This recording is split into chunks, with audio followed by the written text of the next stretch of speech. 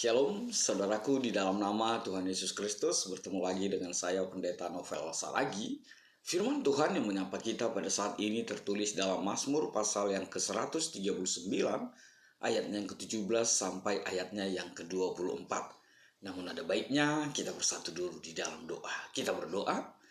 Bapa di dalam sorga, terima kasih Tuhan buat waktu yang indah yang Kau beri bagi setiap kami. Terima kasih Tuhan buat kerinduan ini. Rindu dengar-dengaran akan firman-Mu. Maka berfirmanlah Engkau Tuhan, sebab kami siap untuk menerimanya. Amin. Shalom saudaraku, kekasih hati, sahabat terbaik di dalam kasih Tuhan Yesus Kristus. Seperti yang saya sebut tadi, firman Tuhan yang menyapa kita pada saat ini tertulis dalam Mazmur pasal yang ke-139, ayatnya yang ke-17 sampai ayatnya yang ke-24. Begini firman Tuhan. Dan bagiku, betapa sulitnya pikiran-Mu ya Allah, betapa besar jumlahnya. Jika aku mau menghitungnya, itu lebih banyak daripada pasir. Apabila aku berhenti, masih saja aku bersama-sama Engkau. Sekiranya Engkau mematikan orang fasik ya Allah, sehingga menjauh daripada aku penumpah-penumpah darah yang berkata-kata dusta terhadap Engkau dan melawan Engkau dengan sia-sia. Masakan aku tidak membenci orang-orang yang membenci Engkau ya Tuhan, dan tidak merasa jemu kepada orang-orang yang bangkit melawan Engkau. Aku sama sekali membenci mereka. Mereka menjadi musuhku. Selidikilah aku ya Allah, dan kenallah hatiku. Ujilah aku, dan kenallah pikiran-pikiranku. Lihatlah, apakah jalanku serong, dan tuntunlah aku di jalan yang kekal. Demikian firman Tuhan. Saudara-saudara yang diberkati dalam nama Tuhan Yesus Kristus, sahabat terbaik dalam kasih Tuhan Yesus Kristus. Tema kita saat ini mengatakan tidak ada yang tersembunyi bagi Tuhan. Sekali lagi, tidak ada yang tersembunyi bagi Tuhan. Apa yang hadir dalam pikiran kita, apa yang ada di benak kita, ketika kita disapa dengan tema tidak ada yang tersembunyi bagi Tuhan. Apakah kita langsung bernyanyi, tiada yang tersembunyi bagimu, la na na na na na na, kau tahu. Itukah? Atau hal yang muncul di dalam pikiran kita, di dalam hati kita, ada ketakutan yang sangat. Ketika kita memahami bahwa tidak ada yang tersembunyi bagi Tuhan. Apakah rasa takut atau justru bahagia? Bahagia sekali karena kita memahami sebab Tuhan tahu apa yang terjadi di dalam kehidupan kita. Sebab Tuhan tahu bahkan apa yang kita ingin lakukan dalam kehidupan kita. Atau yang ketiga, apakah perasaanmu menjadi campur baur antara takut dan bahagia? Di satu sisi takut, khawatir, di satu sisi lagi bahagia. Atau yang keempat, apa itu? I don't care. Gak peduli. Mau Tuhan tahu kek, mau gak tahu kek. Artinya apa? Suka-sukaku sajalah mau melakukan apapun. Bisa saja seperti itu. Bisa saja jawabannya kembali kepada setiap kita. Tapi lihatlah ketika Daud menuliskan, ketika Daud mengungkapkan ungkapan doanya di Mazmur 139 ini, kita dihantar kepada pemahaman yang begitu luar biasa, kebahagiaan yang luar biasa dari seorang Daud. Bahwa memang dia memahami seperti apa yang dikatakan di ayat yang terakhir. Saya mulai dari ayat yang ke-23 nih. Selidikilah aku ya Allah, dan kenallah hatiku. Ujilah aku, dan kenallah pikiran-pikiranku. Lihatlah apakah jalanku serong, dan tuntunlah aku di jalan yang kekal. Di mana kebahagiaan yang saya sebut tadi?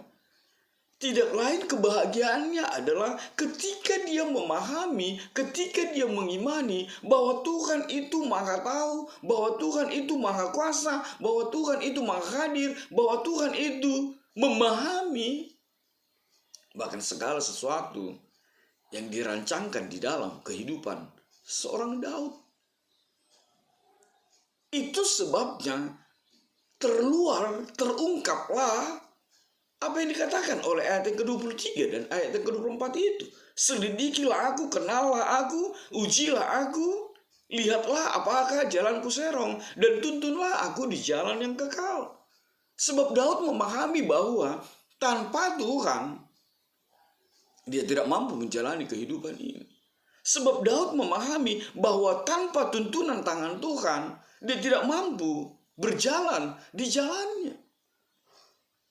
Itu sebabnya Daud meminta, Daud datang kepada Tuhan, Daud berseru, selidikilah aku, kenallah hatiku, lihatlah apakah jalanku serong, tuntunlah aku. Hal yang berikut yang mau dinyatakan di dalam firman Tuhan itu tidak lain adalah ada sebuah kedekatan yang begitu luar biasa dari seorang Daud kepada Tuhannya. Kedekatan seperti apa? Daud begitu mengenal siapa Tuhannya. Bukankah itu yang kita lihat menjadi kekuatan di dalam ayat 23 dan ayat 24 itu? Sebab hanya orang yang dekat, sebab hanya orang yang begitu kenal dengan seseorang yang diajaknya menjadi lawan bicaranya mampu mengatakan, masa kau nggak kenal aku? Kau kan tahu siapa aku. Lihatlah apa yang kulakukan selama ini. Masa juga engkau meragukan? Masa juga engkau seperti itu? Kedekatan dan pengenalan seorang Daud kepada Allah yang begitu luar biasa sekali. Lalu apa yang berikut yang bisa kita lihat di dalam situasi itu?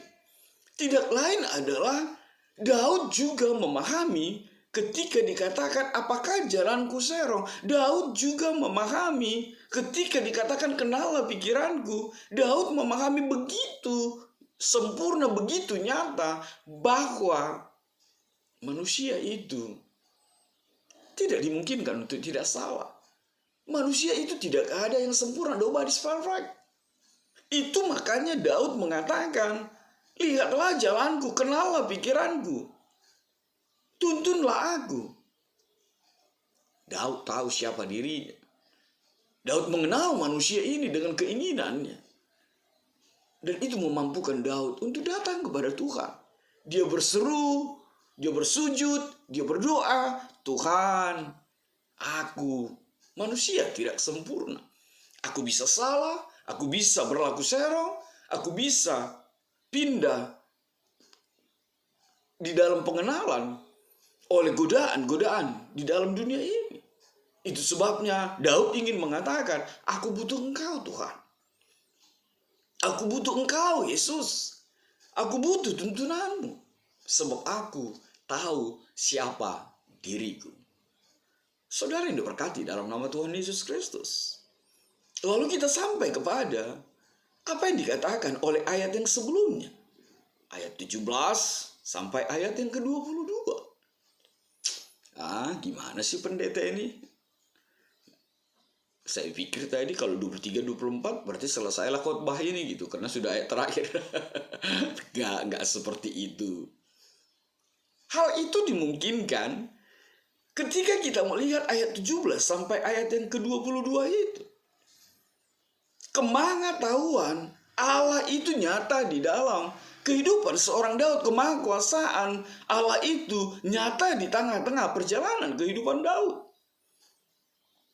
Bahkan hal itu memampukan Daud untuk memposisikan dirinya dekat dan bersama dengan Allah. Kita melihat situasi yang terjadi seperti apa yang dikatakan di ayat yang ke-21 itu. Masakan aku tidak membenci orang yang membenci engkau ya Tuhan, dan tidak merasa jemu kepada orang-orang yang bangkit melawan engkau. Artinya apa? Daud memposisikan dirinya, membenci apa yang Tuhan benci, mengasihi apa yang Tuhan kasihi. Sebab nyata sekali pengenalan Daud yang begitu luar biasa sekali itu. Di mana kita melihat itu? Lihat saja ketika Daud mengatakan, sekiranya engkau mematikan orang fasik. Daud mampu lebih jauh memaparkan, mendeskripsikan siapa Allah itu di dalam kehidupan kita. Memang secara manusiawi kita mungkin berada bersama di dalam seperti apa yang posisi Daud nyatakan. Kita seakan-akan geram, kita gemas dengan orang fasik, orang-orang yang selalu berlaku tidak adil, tidak jujur, selalu menyakiti, selalu menjolimi. Seakan-akan dalam pikiran kita, kenapa dia tidak dimatikan Tuhan saja? Kenapa dia tidak dibunuh saja? Kenapa dia tidak potong generasi saja? Biar di Indonesia ini nyaman, biar di Indonesia ini damai, tidak ada lagi pemaksaan. Seperti situasi di Malioboro sana. Atau seperti apa? Itu rasa gemas, itu rasa geram seorang Daud. Tapi Tuhan mau ajar kita melalui perikop ini. Itu makanya Daud memakai kata sekiranya. Daud mau mengajak kita. Tuhan tidak pernah memberikan hak untuk menghakimi bagi kita. Tuhan tidak pernah mengangkat kita untuk menghukum. Tuhan tidak pernah memberikan posisi itu di dalam kehidupan kita. Bukankah Tuhan yang mengatakan, diamlah, biarlah aku yang berperang. Diam sajalah. Biar aku yang berkarya, bertindak untuk itu semua. Maka saudaraku, biarlah itu yang menjadi kuat kita. Seperti apa yang dikatakan oleh Daud itu. Di mana dia mengatakan, aku membenci apa yang kau benci Tuhan. Dan aku mengasihi apa yang engkau kasihi. Jadilah pribadi. Seperti apa yang Tuhan mau terjadi dalam kehidupan kita.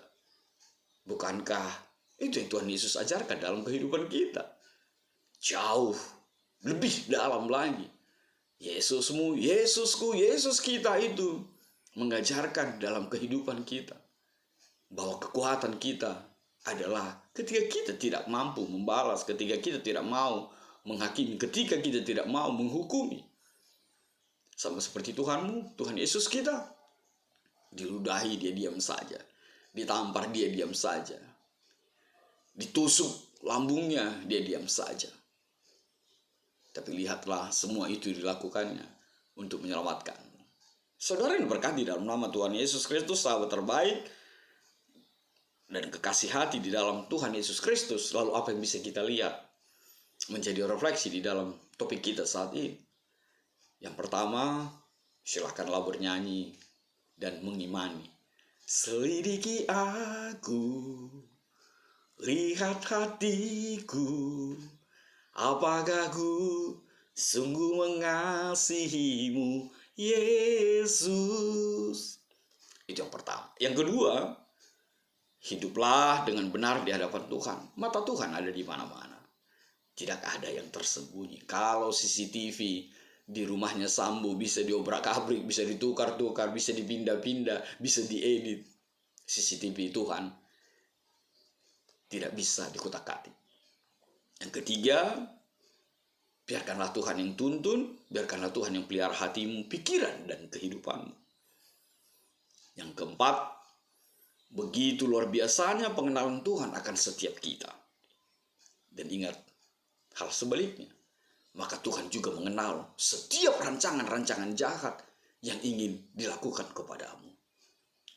Maka yang terbaik, saudaraku, dalam nama Tuhan Yesus Kristus, serahkanlah, percayalah kepada Tuhan Yesusmu, dan Dia akan menyelesaikan semua pergumulan di dalam hidupmu.